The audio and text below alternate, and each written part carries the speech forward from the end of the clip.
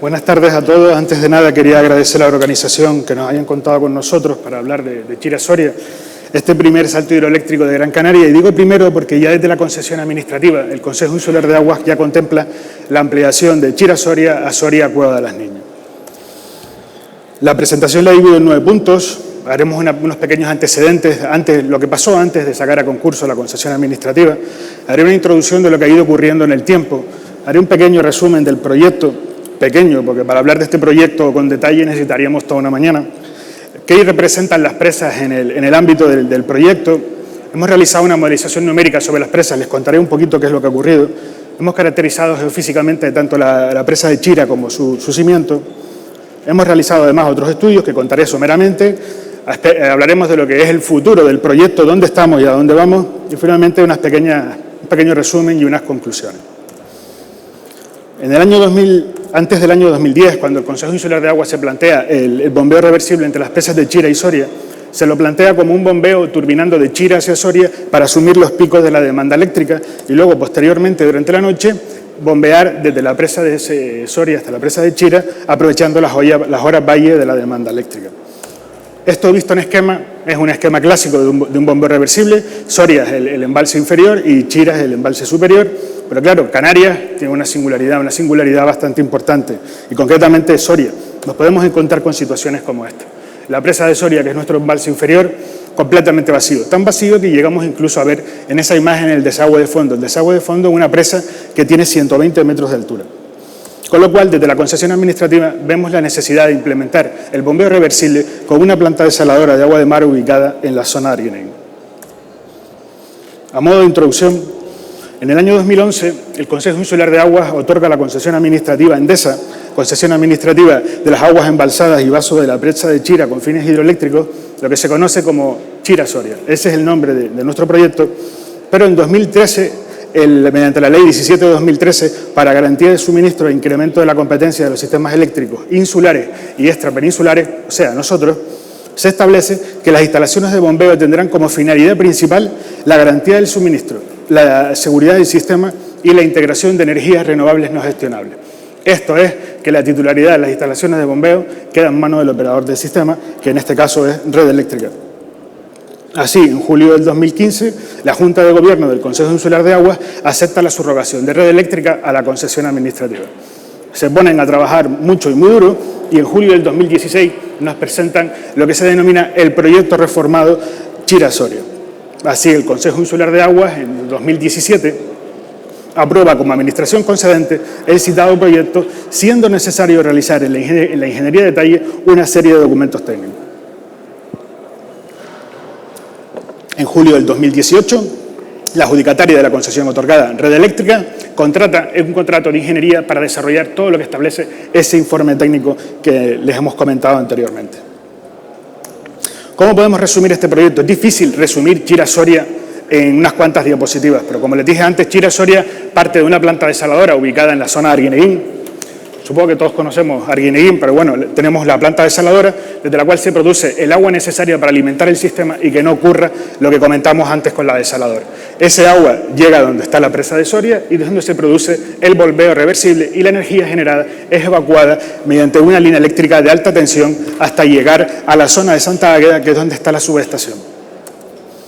Bueno, si nos centramos en lo que es propiamente el bombeo reversible, el bombeo tiene, como cualquier bombeo, 2 obras de toma, una en cada uno de los embalses, cada uno con su pozo de compuerta, una galería de presión, una conducción forzada y una conducción de aspiración, que nos garantiza el funcionamiento. Y todo ello va combinado con una chimenea de equilibrio que sea capaz de disipar los transitorios generados en el circuito hidráulico. Vamos a aportar unos breves datos de lo que es el proyecto. Tal y como establece la concesión administrativa, el proyecto se debe dotar con una planta desaladora con un mínimo de 2 líneas de 2.600 metros cúbicos de agua producto con una conversión al 45%. Además, lógicamente, viene dotado de un inmisario y un emisario ejecutados ambos en polietileno de alta densidad y diámetro nominal de 500. La elevación desde la planta desaladora hasta la presa de Soria se realiza, lógicamente, con un bombeo intermedio ubicado a la cota 300, de tal forma que el primer bombeo tiene 300 metros de diferencia de cotas y una longitud que supera ligeramente los 17 kilómetros. Así, el segundo bombeo, desde la estación de bombeo hasta la presa, tiene una diferencia de cotas de 250 metros y 2,5 kilómetros. El circuito hidráulico propiamente dicho, como comentamos anteriormente, las tomas son gemelas, son iguales, una en Chira y otra en Soria, y son abocinadas de 4 módulos, cada uno de ellos de 2,50 por 7,50 metros de altura. La conducción a presión, para ver la magnitud de este proyecto, es un túnel de 5 metros de diámetro y 1.430 metros de longitud, hasta llegar a la conducción forzada, que es en pozo y blindada con chapas de acero, de 377,57 metros y un diámetro de 4 metros. La conducción de aspiración, desde la presa de Soria hacia la central, es de 608,49 y un diámetro de 5 metros. Además, todo ello va equipado con una chimenea de equilibrio en pozo también de 5 metros de diámetro y un vaso de expansión que alcanza los 8,8 metros de diámetro. Los grupos son 6 bombas reversibles de eje vertical tipo Francis, con un caudal unitario en modo turbina de 11 metros cúbicos y en modo bomba ligeramente superior a los 10 metros cúbicos. Eso nos da una potencia nominal en modo turbina de 33,7 por equipo, que multiplicado por los 6 equipos son los 200 megavatios que constituyen el salto hidroeléctrico. 200 megavatios, que por esto es lo importante para Gran Canaria, representan el 33% de la demanda punta de Gran Canaria. Por otro lado, la potencia nominal en modo bomba es 36,7 megavatios, ligeramente superior al modo turbina, como es normal en una obra de estas características, que alcanzaría una potencia total de 220 megavatios. La central va equipada con 2 cavernas, una para los grupos y otra para los transformadores, y sí que me gustaría incidir en la primera de las dimensiones. La de los grupos tiene 98,70 metros de longitud y la segunda 106,55, aparte de la anchura superior a los 30 metros y una altura superior a los 15 metros. 2 cavernas simétricas bajo la mesa de Soria con estas características. La línea eléctrica de evacuación, consta de un tramo aéreo y un tramo subterráneo.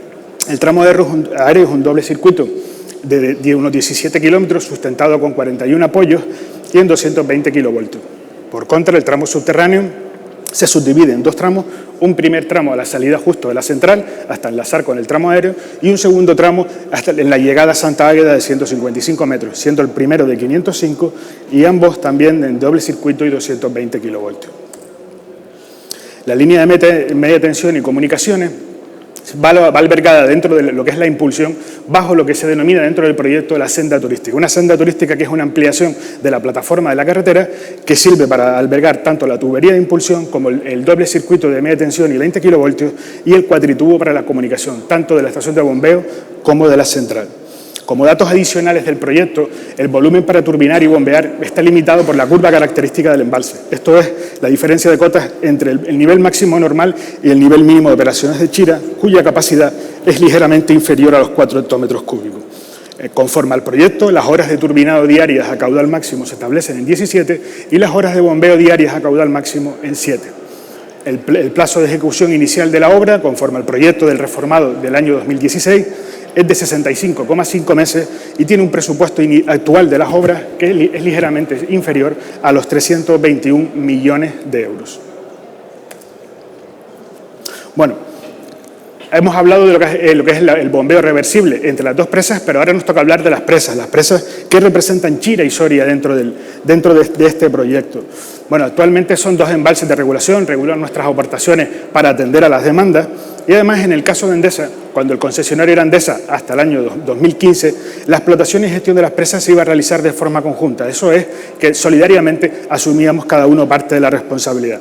En 2016, con la subrogación a Red Eléctrica, tuvimos un problema con lo que es el objeto social de Red Eléctrica. Red Eléctrica, dentro de su objeto, no incluye la explotación de presas, con lo cual la explotación correspondía directamente al titular, que en este caso somos nosotros, el Consejo Insular de Agua. Esto no es nada extraño, es un sistema que está bastante implantado en el mundo. De hecho, el organismo regulador de la seguridad de presas de Argentina, el ORPSE, desarrolla todos sus saltos con esta tipología. Rodolfo Dalmati, con quien estamos, su máximo responsable, con el que estamos en continuo contacto. Así, en 2016, teniendo en cuenta el cambio que se produce en las funciones sobre las presas, el Consejo Insular de Aguas inicia la contratación de diferentes estudios técnicos para evaluar la idoneidad de las presas para el nuevo uso hidroeléctrico. Hay que recordar que tanto en la época de Endesa como en la de Red Eléctrica, además se encargaron otros estudios técnicos a requerimiento de los técnicos del Consejo Insular. Soria, que es la presa, el embalse regulador, se empezó a construir en el año 61 y terminó de construirse en el año 74. Es una presa bóveda de doble curvatura con una capacidad de embalse de 32,3 hectómetros. Tiene una altura de 120 metros sobre el cauce y 132 metros sobre cimiento, con una longitud de coronación de 148,45. Fíjense en la altura, fíjense en la longitud, una relación cuerda-altura de libro. Esto es lo que ponen los libros de diseño de presa. Y está constituida por un arco puro de 65 metros entre las cotas 487 y 533. Este arco se amplía hasta 66,1 metros entre las cotas 533 y 551 y pasa a un arco de 3 centros entre las cotas 551 y 607. Además, la doble curvatura es iniciada en la cota 533. De forma resumida y forma gráfica, en la imagen de derecha vemos la configuración de la bóveda en planta y en la margen de la izquierda, en el lado derecho, la configuración de la presa, concretamente su bloque central. Esta es una foto del paramento de aguas abajo, tomada en 2016, en la que me gustaría incidir en las irregularidades geométricas que tenemos justo en la parte derecha de la imagen, margen izquierda de la presa, porque se observan también en el paramento de aguas arriba, justo en esta zona de las tomas, podemos observar las irregularidades geométricas que tiene. Además, mirando la presa desde su desagüe de fondo hasta la coronación, vemos la pérdida de alineación que tiene la coronación. Estas irregularidades geométricas no presentan ningún problema en el comportamiento de la presa, puesto que son excesos de hormigón, con lo cual quedan fuera de las líneas principales de concentración de tensiones. Esta es una foto que he querido poner para enseñarles cómo se construyó la presa en su momento. El procedimiento ha cambiado ligeramente, pero sigue siendo una presa de gravedad ejecutada en hormigones y como la haríamos prácticamente hoy en día. De modo anecdótico, sí que quiero enseñarles esta imagen. En la imagen de la izquierda ven la embocadura del desagüe de fondo y casualmente en la imagen de la derecha vemos que donde debería estar la válvula para la salida de esos caudales del desagüe de fondo, vemos que lo que hay es un dado de hormigón.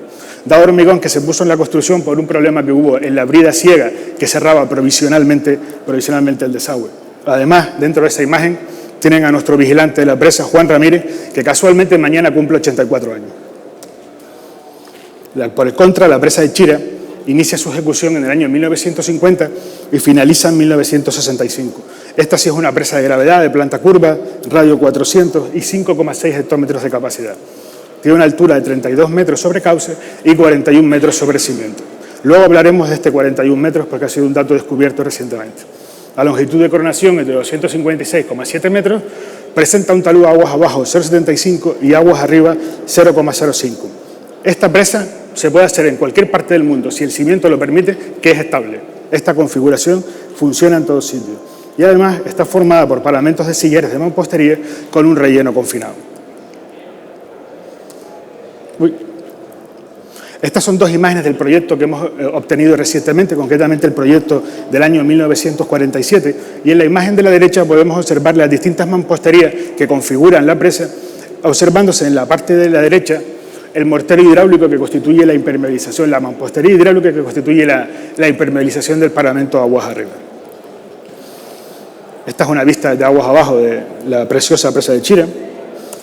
Y en esta foto sí que me gustaría que incidiéramos en un detalle que vamos a argumentar un poquito más adelante, que es esta pequeña junta que observamos a mitad de altura. Vemos que hay un cambio de color en la mampostería, incidiremos en estos detalles un poquito más adelante. Ya adelantándoles un poquito algo de detalle sobre esa junta, en la imagen superior derecha podemos observar la misma junta, en esta zona de aquí, y además en esta foto inferior, que es una de las fases que tuvo la ejecución de la presa, vemos que es coincidente con esa junta que hemos denominado junta fría dentro de la presa. Bueno, para poder comprobar cómo están las presas y cómo se adaptan a las nuevas necesidades, hemos realizado una modelización numérica. Concretamente, hemos resuelto numéricamente los modelos constitutivos que rigen el comportamiento de los materiales mediante diferencias finitas de tipo explícito. Diferencias finitas, elementos finitos, hay distintos criterios, pero nosotros hemos optado por las diferencias finitas, concretamente mediante el software de Itasca, el FLAC 3D. Partiendo de la información existente desde el punto de vista de la geometría, hemos generado la nube de puntos y posteriormente la hemos importado a FLAC 3D. Además, en el caso de Soria se han modelizado elementos tipo interfaz en las juntas entre bloques y en ambas presas en el contacto presa-cimiento. El terreno se ha modelizado en el contorno hasta una distancia de 50 metros y además el modelo constitutivo en los casos bidimensionales es el criterio de Moore-Coulomb y en el modelo constitutivo en 3D es un modelo elástico y lineal basado en la ley de Hooke. Bueno, con estas hipótesis, en el caso de Soria hemos realizado 3 modelos. Un modelo en 2 dimensiones correspondiente al bloque central de 120 metros de altura, y dos modelos 3D, una geometría completa con cimentación y la geometría completa sin cimentación. Además, en cada uno de esos modelos hemos realizado dos hipótesis, juntas abiertas y juntas cerradas, es decir, con presión o sin presión en las juntas. Analizando el modelo 2D de la presa de Soria, me gustaría que observáramos la distribución de tensiones en esta ménsula central. Y vemos que la zona con mayor compresión está justo en el paramento de aguas arriba, al contrario de lo que debería esperarse en una presa bóveda, que la zona comprimida tendríamos que tenerla aguas abajo. Además de lo expuesto, comparando el modelo 2D con el 3D a las hipótesis de peso propio y nivel hidrostático, observamos la contribución del efecto arco que aporta la presa, que está entre el 54 y el 96%. Este es el modelo 3D con el que hemos trabajado. Y desde el punto de vista de las tensiones, quiero resaltar dos cosas que me parecen extremadamente importantes y es bueno que las signifiquemos.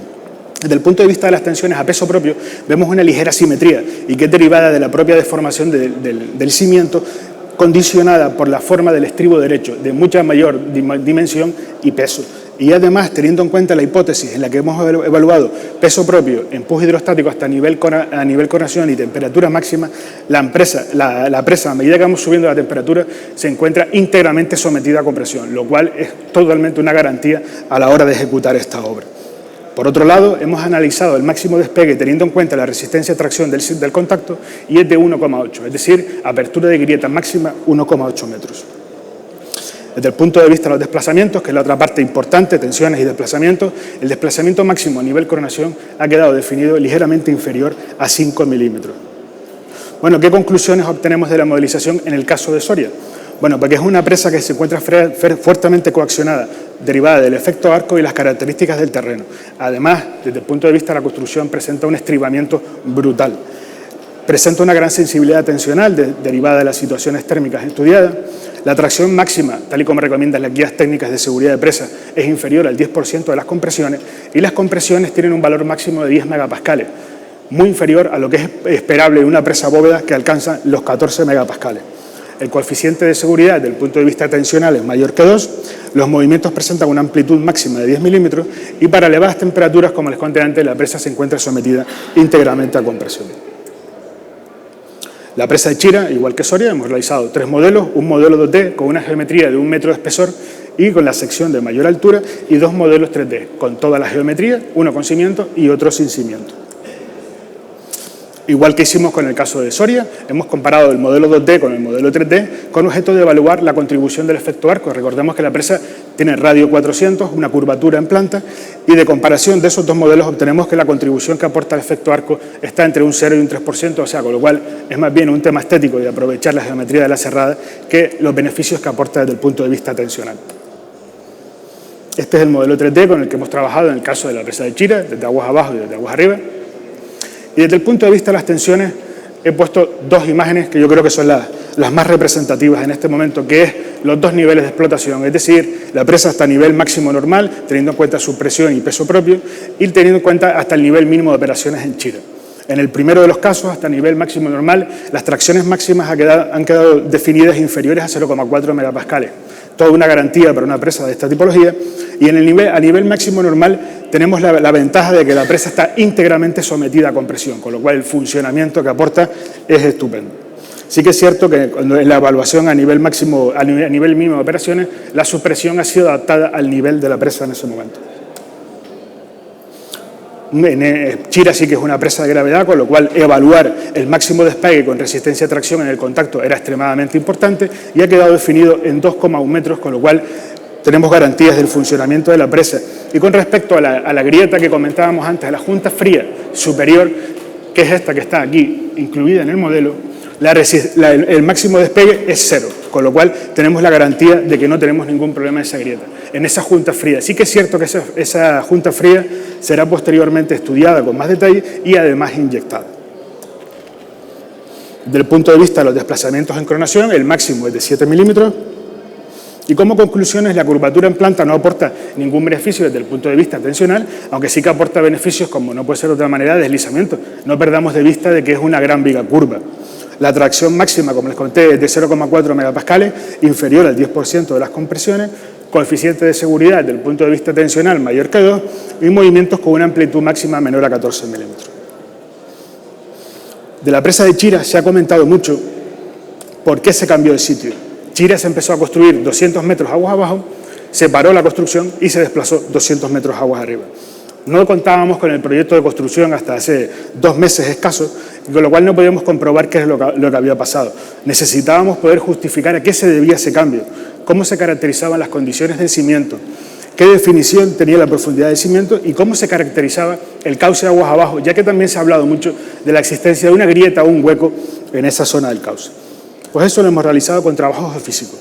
Concretamente, hemos realizado una tomografía eléctrica 2D y 3D, una tomografía sísmica, unos ensayos Dow-Hall, la perforación de 2 sondeos mecánicos con recuperación de testigos de 65 y 35 metros de longitud, el análisis de la desviación en esos sondeos, una tomografía sísmica cross-hole y un perfil más. Desde el punto de vista de la tomografía, ahora que ya tenemos el perfil longitudinal de la presa, hemos observado que las características que arrojan, los resultados que arrojan los ensayos coinciden con el perfil longitudinal de proyecto. Simplemente se ha observado una anomalía en esta zona de aquí, y que no es derivada de la construcción de la presa, sino es de la coincidencia de varias tomas de la presa en ese punto, con lo cual no es un valor representativo. Analizando los perfiles sísmicos del ensayo cross-hole, vemos que la geometría de la sección transversal es la que está incluida dentro de la presa, del proyecto de la presa, sin que haya ninguna discontinuidad bajo la presa que necesite ser evaluada o tratada de otra forma.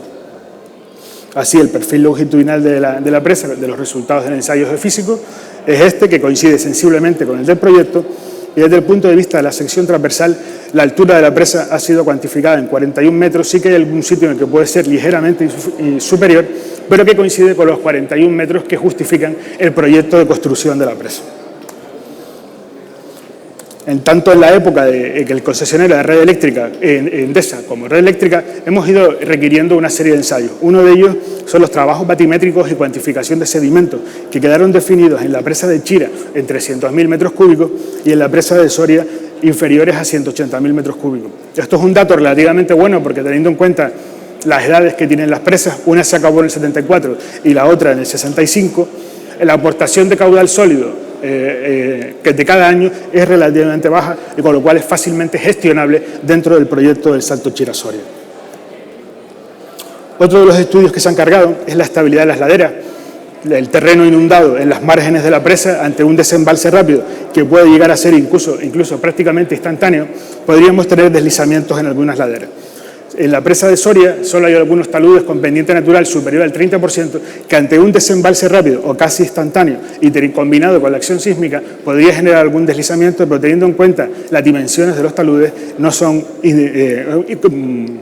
no presentan ningún riesgo para el desarrollo del proyecto. Por otro lado, en el caso de Chira, teniendo en cuenta las pendientes naturales del terreno, no hemos observado ningún problema de estabilidad de los taludes. ¿Qué futuro nos queda esperar del proyecto?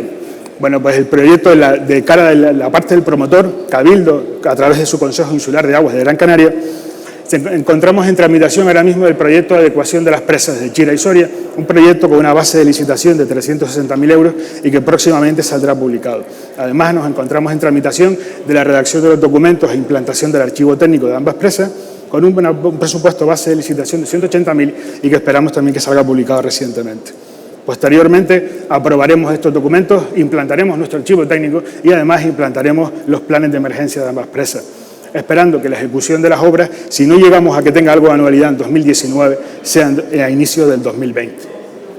El otro actor fundamental dentro del proyecto, Red Eléctrica, está actualmente terminando la ingeniería de detalle conforme a los criterios técnicos que se definen en las múltiples reuniones de coordinación que mantenemos, para posteriormente terminar de tramitar el proyecto ante el órgano sustantivo e iniciar con la declaración y obtener la declaración de impacto del Gobierno de Canarias. Con la declaración de impacto simplemente queda retribución del Ministerio y esperamos que las obras se inicien lo antes posible del año 2019. A modo de resumen, en 2011 adjudicamos el proyecto Endesa. Posteriormente, con la modificación introducida en la ley, se subroga de Endesa a Red Eléctrica en el año 2015 y ya desde el año 2015 se empieza a trabajar de forma muy dura en el proyecto que se presenta ante el Consejo Insular de Aguas en el año 2016. En 2016 también el Consejo ya inicia con los informes previos de lo que es la revisión general de la seguridad. En el año 2017 como administración concedente, autorizamos el proyecto definido anteriormente y además iniciamos con la modelización numérica y la geofísica de las presas. No está puesto ahí porque se me olvidó, me di cuenta esta mañana, en 2017 Red Eléctrica adjudicó la ampliación de la campaña geotécnica importante para el desarrollo del proyecto. En 2018, el Consejo Insular de Aguas licitará las obras de adecuación de las presas y su archivo técnico y Red Eléctrica ha contratado la ingeniería de tallo. A modo de conclusión, me gustaría significar que Chira-Soria, cuyo promotor es el Cabildo de Gran Canaria, es una realidad que simplemente está pendiente de iniciar las obras durante el próximo año. Pues nada, sin nada más, muchísimas gracias y les dejo mi correo para cualquier cosa que necesiten.